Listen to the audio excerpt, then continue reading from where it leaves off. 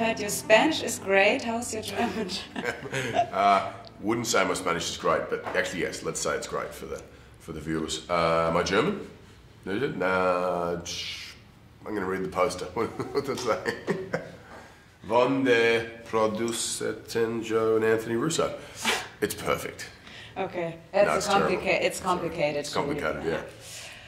So there's a really cool quote in Extraction 1 where the little boy says to him that no matter how badass you think you are, there's always a bigger badass out there. Mm-hmm. And yet I think that Tyler-Rake still hasn't found that person. Is he ever going to? Who knows, you know?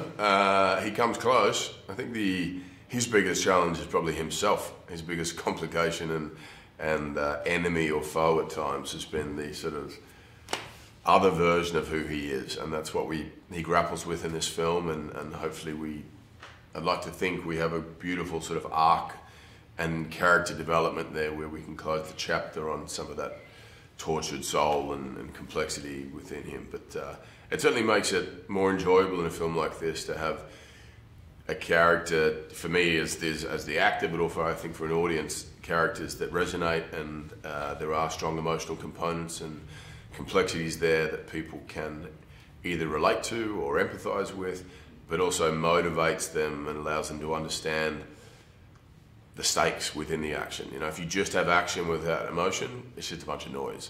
And so I think the integration of both is what we really focused on in this, and I think it works. It's pretty cool. At the end of the second part, there was a mysterious person introduced as a gnarly motherfucker, yeah. And I think maybe he will be that person for him. It may be. We don't know who that is. We keep throwing around names, and this is if we do a third one, and fingers crossed.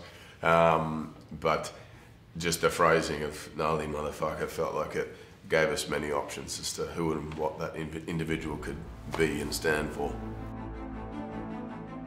The movie ends with a cliffhanger yet again, so can we interpret that as a promise that there's going to be a third movie? No promises here, but there is a strong indication that, depending on the reception of this film, that the audiences will determine.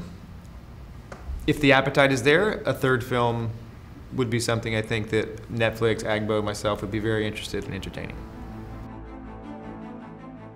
And I was wondering, who's tougher? Your character or Tyler-Rake? I think it's hard to compare them together. It's like we're all tough. He's a tough Tyler-Rake man. She's a tough Nick, a woman, that she doesn't want to look like men at all. And also these two tough cookies, badasses, they are caring for one another and they are ready to die for each other. So I think they would fight the same league. They are on that level somehow. Yeah. I actually tried to do a body count for both of the characters and I lost count.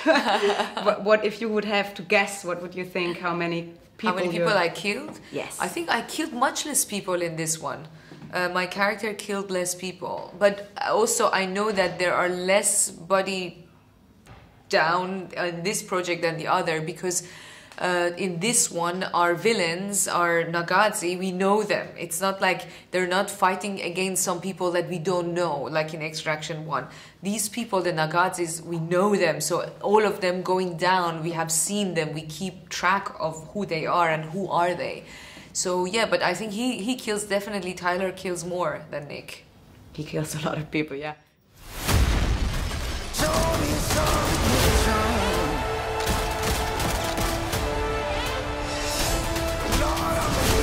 Du hast gesagt, ich soll rausfinden, warum ich mich zurückgekämpft habe.